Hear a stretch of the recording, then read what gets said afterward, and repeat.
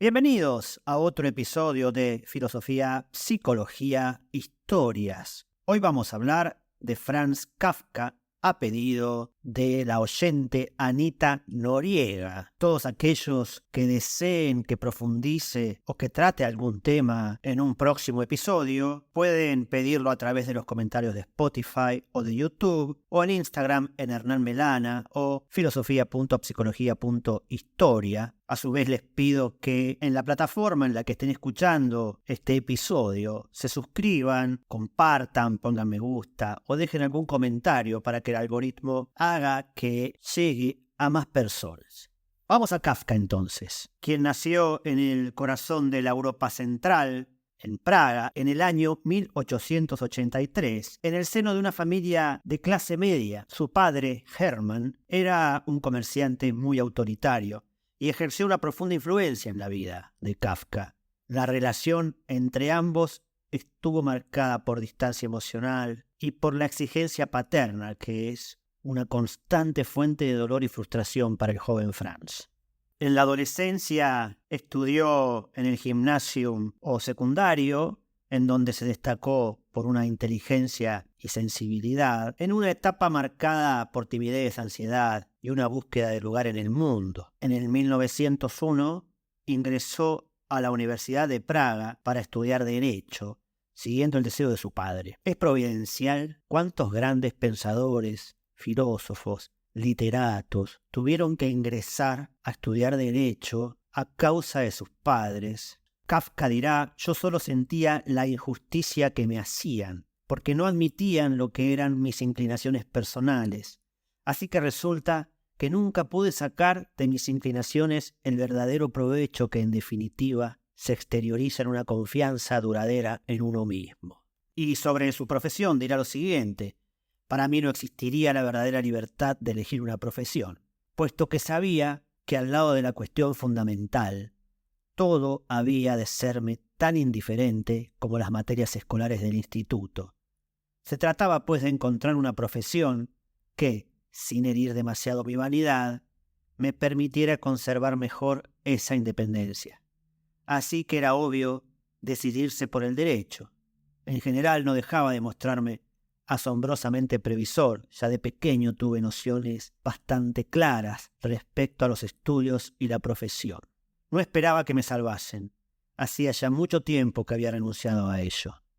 Tras un año de trabajo en los juzgados, sin cobrar, siendo abogado y funcionario y acumulando una experiencia que no fue laboralmente provechosa, pudo ver allí las organizaciones burocráticas, que luego escribirán El proceso y el castillo. Era un trabajo agotador y aunque en un primer momento le había parecido interesante, abandonó el puesto a los pocos meses, alegando una debilidad cardíaca, y dijo que no podía soportar los insultos que le hacían.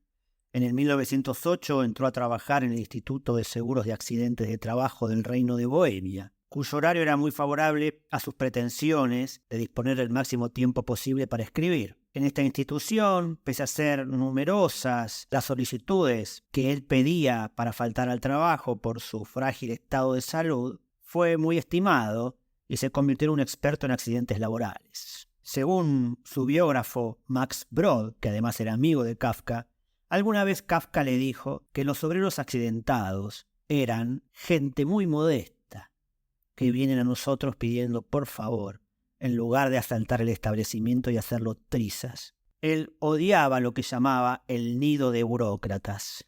Cuando se estabilizó en lo laboral, trabajó en sus narraciones.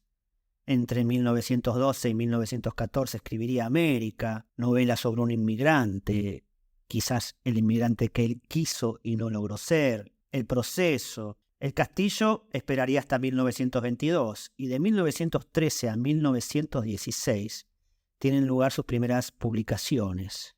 El fogonero, La metamorfosis, La condena. En 1919 publicaría en La colonia penitenciaria y Un médico rural, y en 1924 Un artista del hambre. Franz Kafka murió el 3 de junio de 1924 cerca de Viena, en Klosterneuburg, de una tuberculosis de laringe. Esta enfermedad ya había aparecido años antes, obligándole a peregrinar por numerosos sanatorios y a pedir la baja en el Instituto de Seguros de Accidente. Un médico amigo suyo, que estuvo cerca de él en su agonía, dice que le pidió que le pusiese una inyección letal para terminarla antes, pero su amigo se negó y Kafka le respondió con una contracción digna de lo que había sido su vida y su obra: «Mátame, si no, eres un asesino». Conoció a Rudolf Steiner en un encuentro en el que hay alguna referencia en sus diarios, pero en ese momento el resultado de ese encuentro no fue satisfactorio para Kafka. Se interesó por la filosofía de manera informal y se sentía semejante a Dostoyevsky, von Kleist y Flaubert. A lo largo de su vida tuvo varias relaciones amorosas, pero ninguna llegó a concretarse en un matrimonio. Era tímido y su visión pesimista del mundo lo llevaron a dudar de sí mismo y a sabotear sus propias posibilidades de encontrar el amor. Sin embargo, dejó varios escritos en donde habla de su intención de ser padre. Su obra fue publicada después de su muerte por su amigo Max Brod, al que había encomendado que lo quemase todo. Brod se excusa de esta traición y gracias a él se nos ha permitido conocer el proceso o el castillo. Brod dijo que si realmente hubiera querido la destrucción de sus escritos, debía haberlas destruido él mismo. Pero también se sospecha que el escritor incineró muchas cosas antes de morir, sin contar lo que se puede haber perdido de manera póstuma durante el nazismo. Me despido con una frase que nos deja Kafka para que reflexionemos acerca de la lectura que tenemos y qué era lo que él buscaba con sus libros. Que un libro fuera algo que nos despierta. Y esta frase dice así: si el libro que leemos no nos despierta con un puñetazo en la cabeza, ¿para qué leer? Un libro tiene que ser el hacha que rompa nuestra mar congelada. Gracias, y si te interesa profundizar en la literatura y en despertar el propio ser poético, puedes encontrar en Instagram la información sobre el curso Taller Vivencial, un encuentro con tu ser poético, al que puedes acceder de manera virtual o también a la grabación. Y también en Instagram podrás ver las informaciones acerca de otros cursos y de mis libros. Gracias y hasta el próximo episodio.